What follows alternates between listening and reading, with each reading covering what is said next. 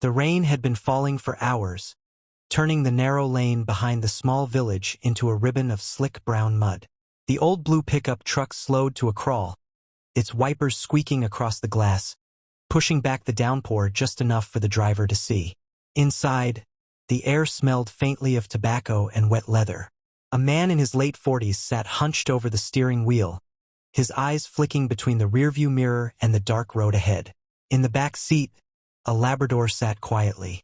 His coat, once a shining golden hue, was matted with damp and mud. His amber eyes followed the shifting lights on the road, unblinking, calm, and trusting. He didn't know this journey was different. He didn't know it was the last one with the man he called home. The truck stopped near a cluster of old barns at the edge of the moor. The man hesitated, gripping the steering wheel until his knuckles turned white. He turned and looked at the dog, at those trusting eyes, and swallowed hard. "Stay here, boy," he murmured. The Labrador tilted his head slightly, the way dogs do when they sense confusion, not danger. The door opened, the cold wind rushed in, and the man stepped out, calling softly, "Come on, Max." The dog leapt out eagerly, splashing through puddles, tail wagging despite the rain. The man walked him toward the trees, leading him farther from the road. The rain grew heavier. The moor stretched wide and lonely. Then the man stopped. He knelt and patted Max's head. "Good boy," he whispered, voice shaking. "You're a good boy." He unclipped the lead, took a step back, and forced a smile. "Go on. Have a run." Max barked once and bounded ahead, nose low, sniffing at the wet ground. When he turned back, the man was already walking away. The dog trotted after him, but the man didn't stop. He got back into the truck. Max reached the edge of the lane just as the engine roared to life. He chased the truck for a few steps, paws slapping the mud, tail still wagging, confused but hopeful. The red taillights faded into the mist. Max stood there, panting, the rain flattening his fur. He waited. Minutes became an hour. The sky darkened. He sat by the roadside, shivering, watching the place where the truck had vanished. The sound of distant thunder rolled over the hills, and still he didn't move. By morning, the rain had stopped. The moor smelled of wet earth and pine. Max wandered, circling the spot where the truck had been, sniffing the tire marks, then walking down the road as if they might lead him home. He didn't understand the distance, only scent and memory. Hunger came later, hope always first. Days passed. He found shelter in an abandoned shed behind a farmhouse. The farmer's children spotted him from afar, but their mother warned them not to go near. "Stray dogs could be dangerous," she said. But Max wasn't dangerous. He spent his nights curled in straw, listening to the wind rattling the boards, dreaming of the man's voice calling him for dinner. One evening, an old man with a cane found him by the fence. "Where'd you come from, lad?" he said softly. Max wagged his tail, taking a cautious step forward. The man smiled, pulling a bit of bread from his pocket. "You look half-starved." Max ate gently from his palm, eyes wide with trust. "Good manners, eh?" the man chuckled. "Somebody raised you proper." For a week, Max followed the old man whenever he walked his fields. He brought scraps of food, even an old blanket. The farmer's wife muttered that the dog should be taken to the shelter. "No collar, no chip, no owner. He'll only hang around and get attached," she said. The old man only nodded, looking out toward the hills where Max liked to sit. "Ain't his fault, love. Sometimes folk leave, but not all hearts do." The old man named him again, just boy this time, and Max responded every time he called. But one morning, the man didn't come. Max waited by the gate until dusk. The farmhouse was silent, curtains drawn. The next day, a stranger arrived, driving a black car, and carried away the old man's cane. The house fell quiet after that. Max stayed near the barn. People from the village passed sometimes, offering food, some taking pictures, some ignoring him. A few tried to lure him into their cars, but he wouldn't go. He slept by the barn doors, his head resting on his paws, always facing the lane. Winter came hard that year. The moor froze white, and food grew scarce. He learned to dig into snow to find the scent of rabbits. Once, a fox crossed his path, and for a brief moment they stared at each other. Two survivors of loneliness. Max barked softly, not in challenge but as if asking for company. The fox disappeared into the trees. One night, a storm rolled in fierce and fast. The wind screamed through the broken boards, snowflakes swirling into the shed. Max curled tight, shivering. When the morning light came, a car door slammed outside. A woman's voice called out, "Hello?" Someone said there's a dog out here. Max didn't move. She stepped closer, kneeling by the doorway. Her hair was streaked with gray, her cheeks red from the cold. "Oh, sweetheart," she whispered when she saw him. "You poor thing." She wore a wool coat and held out a gloved hand. Max sniffed it, then pressed his nose against her palm. The woman smiled gently. "Come on, love. Let's get you warm." She led him to her car, wrapping a blanket around him. The heater hummed. Max's eyes fluttered closed. For the first time in months, he felt safe. Her home smelled of wood smoke and lavender. She dried him with towels, fed him soft food, and made a bed for him beside the fireplace. She spoke to him softly, as though he might answer. "You'll stay for now, all right? Until we find where you belong." Days turned into weeks. She named him again Max, and somehow it felt right. He followed her everywhere, from the garden to the small village shop. Children would stop to pat his head. "He's so gentle," they'd say. The woman always smiled proudly. "He's been through a lot." One day, as she brushed his coat by the fire, she noticed the way he'd look toward the window at dusk, the way his ears perked at the sound of distant engines. "Still waiting for someone, aren't you?" she murmured. Max wagged his tail softly, but his eyes stayed on the fading light. Then came the day everything changed again. A local rescue volunteer came to the woman's door with a clipboard. "We've been matching missing pets with strays," she explained. "There's a family a few towns over. They lost a Labrador 2 years ago. Matches this one's description exactly." The woman's heart tightened. "He's been abandoned once already," she said quietly. "He's finally found peace here." The volunteer smiled kindly. "Sometimes peace is finding home again." The woman looked down at Max, his head resting on her knee. "Would you want to go, love?" she whispered. Max blinked slowly, tail thumping once against the floor, as if to say he trusted her choice. A week later, they drove together to a small cottage by the sea. A man in his 30s waited by the gate, holding a photograph. His eyes filled with tears the moment he saw the dog leap from the car. "Max?" he said, voice breaking. The dog froze, nostrils flaring, then bounded forward, barking wildly. The man dropped to his knees, arms wide. Max crashed into him, whining, licking, pressing close as if to erase every moment of separation. The woman turned away, wiping her eyes. The man looked up, smiling through tears. "He was my dad's dog," he said softly. "When Dad passed, I went overseas for work. A neighbor said he'd look after Max, but when I came back, he was gone. I thought he'd died." The woman nodded. "He never stopped waiting." As they spoke, Max lay between them, tail thudding, eyes shining. The man took his old collar from the box he'd kept all this time, fastened it gently, and whispered, "You're home, boy." That night, the sea wind brushed against the windows of the small cottage. Max lay beside the fire again, his new old family around him. The woman stayed for tea, watching him doze. The man smiled. "He's loyal beyond reason," he said. "I don't know how to repay that." She looked at Max, his chest rising and falling peacefully. "Just love him," she replied. "That's all he ever wanted." Outside, the waves murmured softly against the shore. Inside, a loyal heart finally rested where it belonged.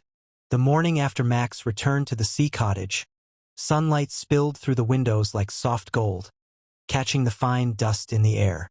The smell of brewed coffee and toasted bread filled the room. Max stirred in his basket near the fire, his ears twitching at the familiar rhythm of human footsteps. The man, His name was Daniel, moved quietly through the kitchen, humming a tune that Max somehow remembered. It was the same whistle his old owner once used when calling him home across the moors. Daniel crouched down, smiling.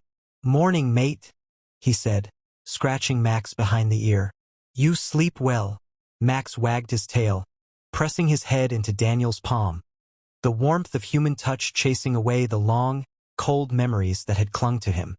The sea breeze blew through the half-open window, carrying the sound of gulls and the faint crash of waves.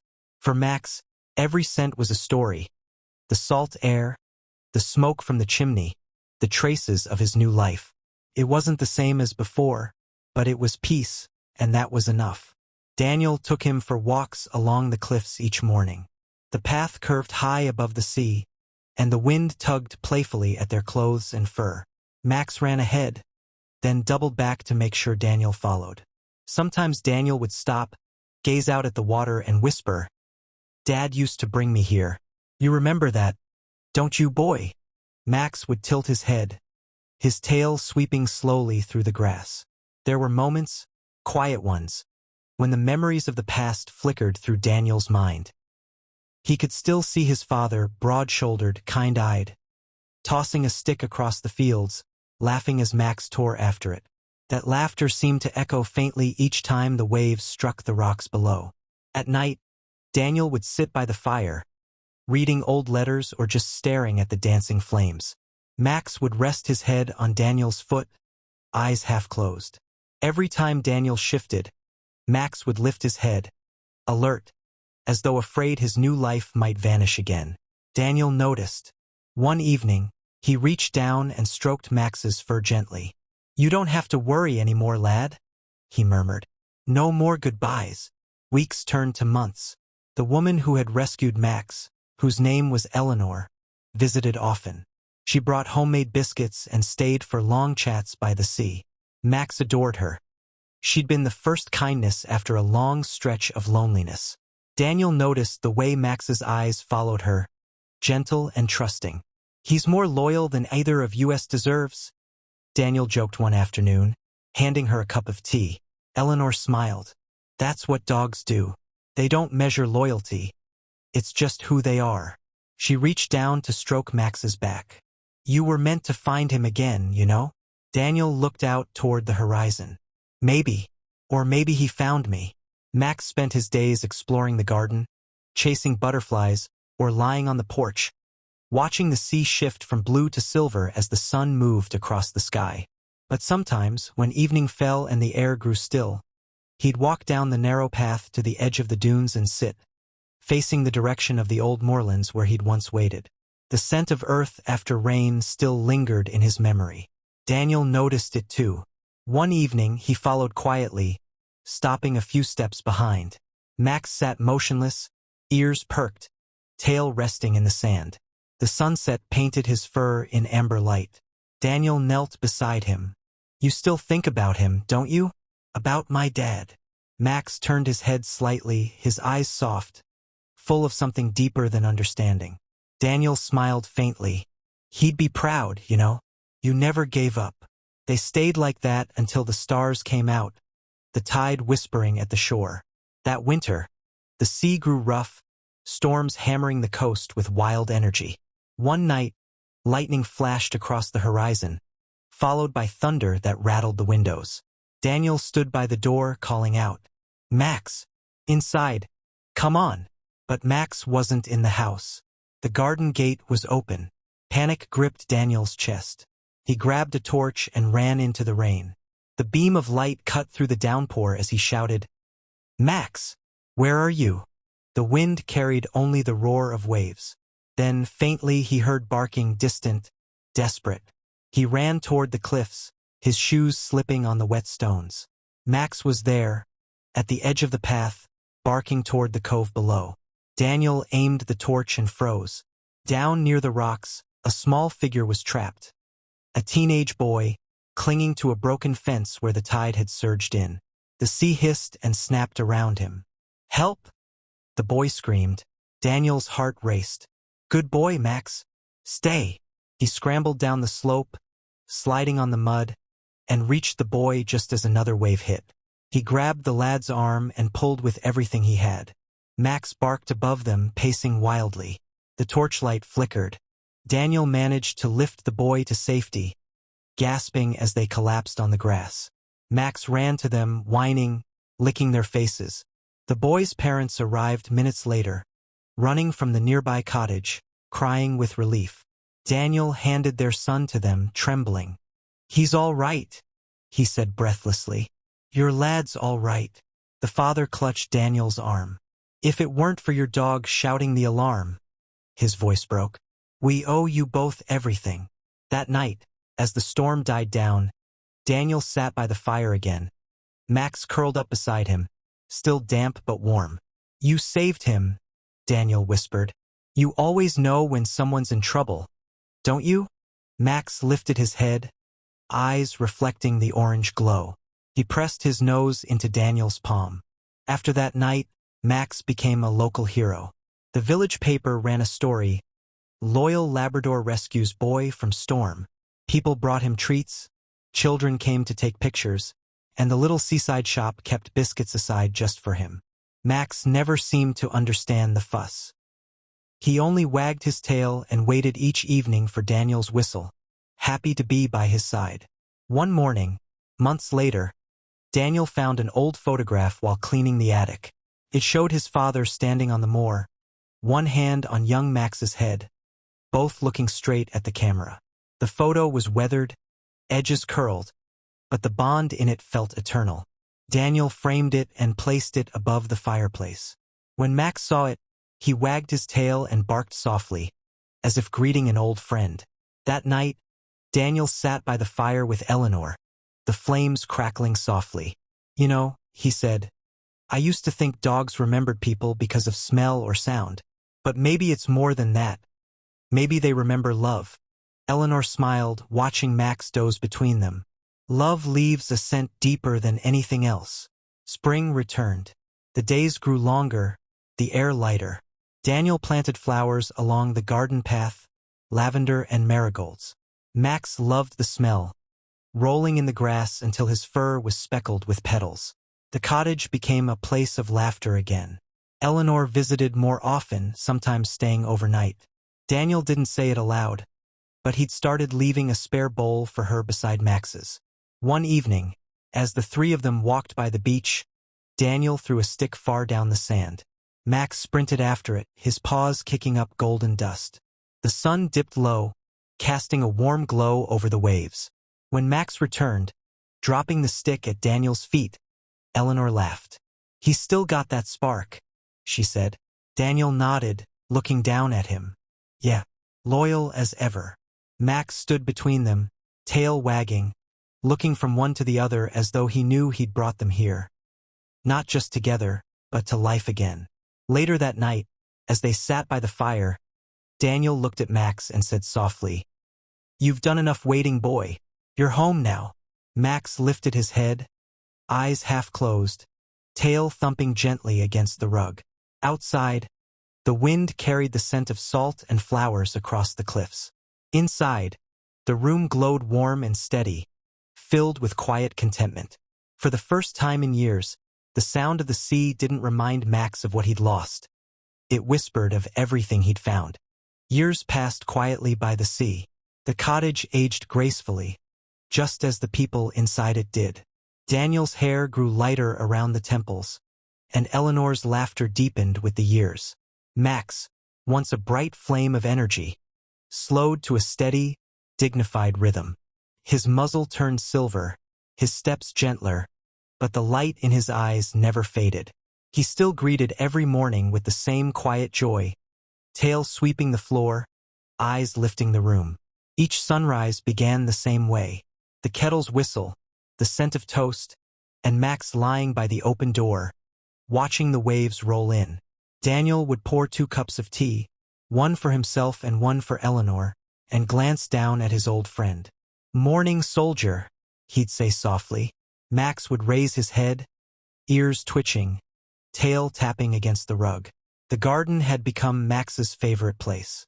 The lavender had spread, and the marigolds glowed like small suns even on gray days. He'd wander slowly among them, sniffing each bloom, sometimes lying in the shade while Daniel worked nearby.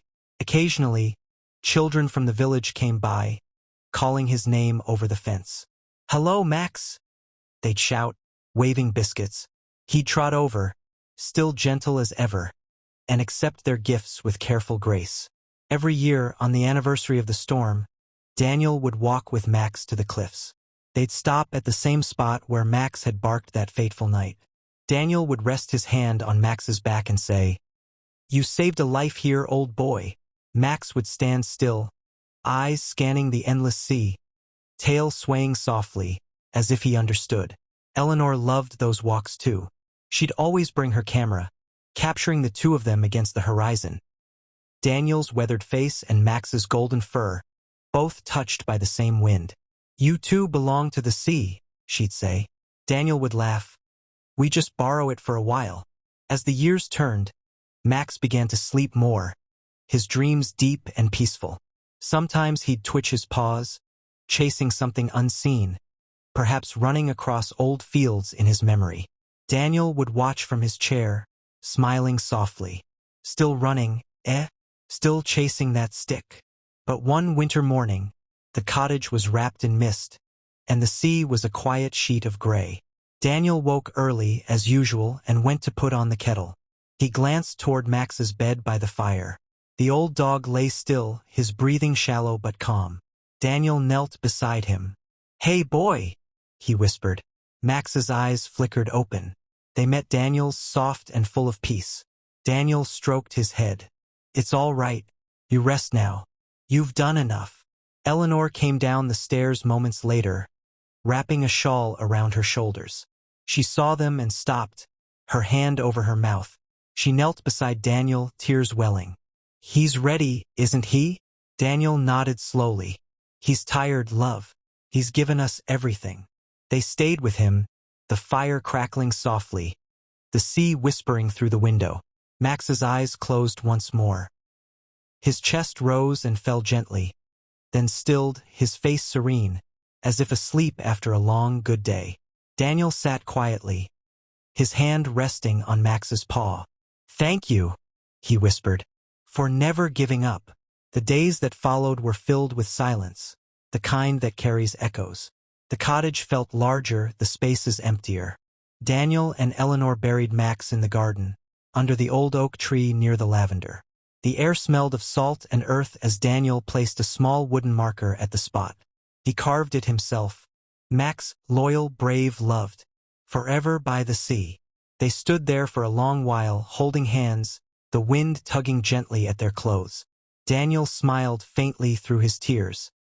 "He waited so long for home," he said, "and in the end he built one for us." Time moved on, as it always does. Seasons came and went, the flowers bloomed and faded, and life filled the cottage once more. Daniel and Eleanor married quietly that spring, just the two of them and a few close friends. During the ceremony in the garden, Daniel placed a single marigold on Max's resting place. "You started this," he whispered. "You brought us here." Years later, the cottage became known in the village as Loyalty House. Travelers who passed through often heard the story. The dog who had waded through rain and cold, found again by the son of the man he'd once loved, and who'd brought two lonely hearts together. Children grew up hearing it as a bedtime tale, half legend, half truth. Eleanor often wrote about Max in her journal. In one entry, she wrote, "There are moments in life when love doesn't arrive in words, but in silence, like a dog's gaze, steady and full of understanding." Max taught us that home isn't a place. It's a heartbeat that never leaves. Daniel never stopped visiting the garden each morning. He'd stand by the oak tree, cup of tea in hand, and talk softly as if Max were still listening. Sometimes, when the breeze passed through the lavender, he could almost hear the faint thump of a tail in reply. One evening, many years later, Daniel sat on the porch with Eleanor. The sun was sinking into the sea, painting everything in gold. He looked toward the tree and smiled. "Do you think dogs know, when they leave, how much they changed us?" Eleanor took his hand. "I think they do. I think that's why they stay as long as they can." He nodded, watching the horizon. He waited for me, through everything. I owe him the best life I can live. As twilight deepened, a soft wind stirred the garden. The lavender swayed gently, and for a brief moment, the sound was like quiet breathing. Daniel closed his eyes, and in the hush between the waves, he could almost hear the soft patter of paws across the porch, the low hum of a faithful sigh settling beside him. That night, as the stars spread across the sky, the cottage stood warm and bright against the dark sea. Inside, framed by candlelight, the photograph above the fireplace still hung, the man, the father, and the Labrador between them, frozen in time. And outside, beneath the oak tree, the earth held a loyal heart that had never truly left. For love like his doesn't fade. It waits, forgives, and somehow it always finds its way home.